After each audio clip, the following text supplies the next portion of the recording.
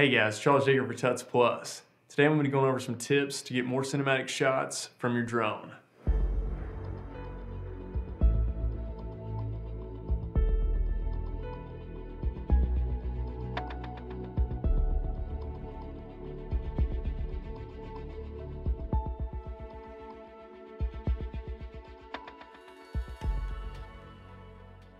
Today we're going to be looking at some shot techniques and maneuvers, the weather and the time of day. We're going to go over some camera settings, and then we're going to wrap up with some post-processing. The first shot technique I recommend is obviously just to go slow. Slow is more cinematic. It gives the viewer the impression you're shooting from a larger platform such as a helicopter, which is subconsciously going to increase the production value of your shot and make it look more controlled and crafted. Make sure you go easy on the sticks too with gradual movements. Remember to accelerate and decelerate gradually. Don't do it suddenly, otherwise you're going to increase the odds of getting jello effects on your footage, and that's not going to look very cinematic. Pre-plan and visualize as much as you can. This is going to help increase your battery time of your drone, because if you already have your shots planned out, by the time you go up in the air, you're not going to be searching around looking for your shot. You're going to already kind of have a mind's eye view of what you want to shoot. The last thing you want to have happen is get your shot framed up and you realize that your battery is really low and you got to land it. By the time you get back up in the air, the shot may have already passed.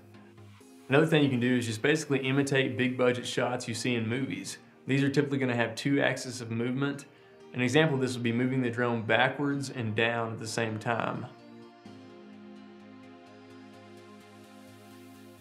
Strafe movements from side to side also work very well at showing off landscapes. You know, your typical drone video is just going to show the drone moving forward and backwards, so when you show a shot moving at the side, you can use this as a cool way to reveal different features in the landscape of your shot. Orbits are another way to get a very cinematic shot, and these are probably my favorite. This can be achieved by having your drone strafe right or left, and also pulling the yaw stick in the opposite direction. It's really crucial to go easy on the sticks with this. Otherwise, you're just going to end up turning your drone too quickly and it's going to look like it's rotating in place and spoiling the effect. A fly-through shot can also be quite effective, however these are going to be the most risky. Personally, I'm not the biggest fan of these shots because a lot of times I think that the risk can sometimes distract from the cinematography, because when you see this, it's a pretty telltale sign it's shot with the drone. You can also try gimbal movements combined with the drone movements to add another dimension to your shot. This can give you up to 3 different axes of movement on your aerial shot, which is pretty hard to achieve and is really going to stand out. One of my favorites is flying forward and tilting the gimbal upwards to reveal the landscape. This reminds me a lot of the opening helicopter scene from Jurassic Park. Another gimbal shot I like is moving the drone up vertically while tilting the gimbal down to kind of give the viewer a vertigo effect. It also helps show the viewer how high up the shot actually is. You can add a lot of depth to your aerial scenes by taking advantage of extreme parallax effects, often with trees or structures closer to your drone, which helps provide a visual aid to the viewer on how large the surrounding landscape actually is. One technique I don't recommend is just rotating on the yaw axis, or otherwise basically a 360 panning shot. This is because the drone typically will have a hard time being precise with this movement and can give the footage kind of a whip pan effect if you're not careful. That's not saying they can't be done, they definitely can, but a lot of times the drone is pretty finicky with those shots. Alright, now let's take a look at weather and time of day. These are going to be really big factors when it comes to the final results of your shots. And with weather, you're pretty much at the mercy of Mother Nature. Typically you just want to fly on clear or cloudy days, and you want to avoid rain, misting, or heavy fog, particularly on colder days, since the condensation can develop on the drone and the props, which can freeze at higher altitudes.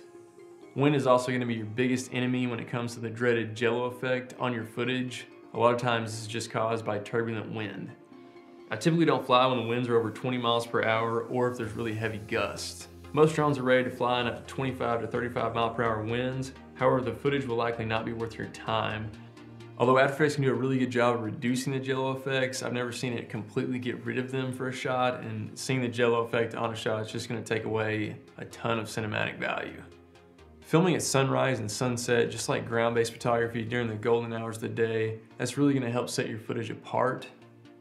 Shadows are going to be visible, helping to define the terrain features that aren't visible during the afternoon. Also, fewer people are just going to be filming at these times, particularly at sunrise. So just by doing this one step, you're already differentiating your footage from the surplus of aerial footage that's already out there.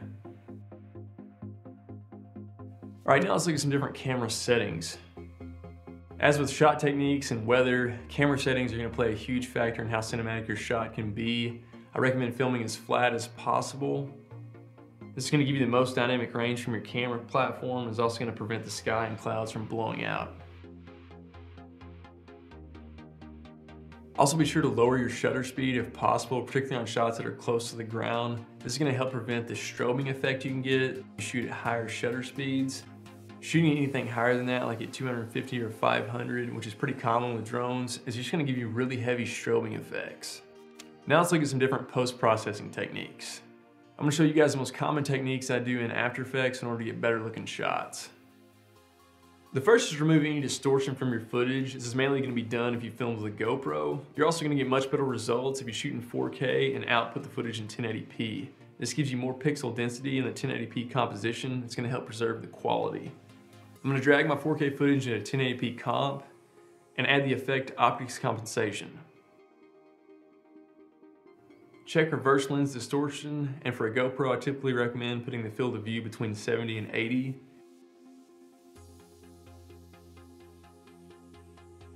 If you want an even wider shot, you can check optimize pixels.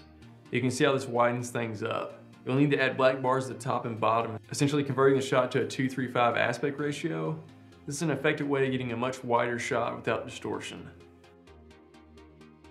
If you have to film at a higher shutter speed, or if you're using a GoPro and you don't have control of the shutter speed, you're probably going to want to add motion blur effect to your footage. This is going to make the footage look a lot more natural. An effect I like is Pixel Motion Blur, or the third-party plugin Real Smart Motion Blur.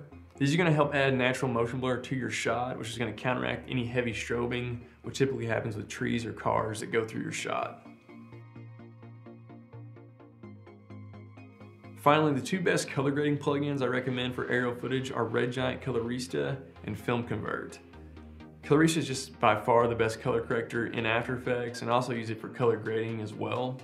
It just has a lot of options, versatility, especially in regards to tweaking the hue and saturation of specific colors in your scene.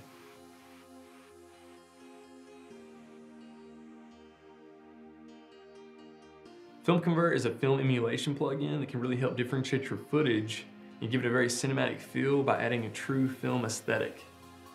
You can select from different film stocks and also do some minor color correction.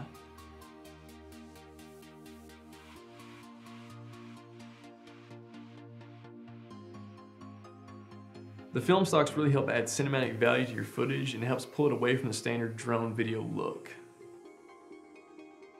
Alright guys, hopefully you found some of these tips helpful, and hopefully you can get some more cinematic shots from your drone. I'm Charles Jaeger for Tuts Plus.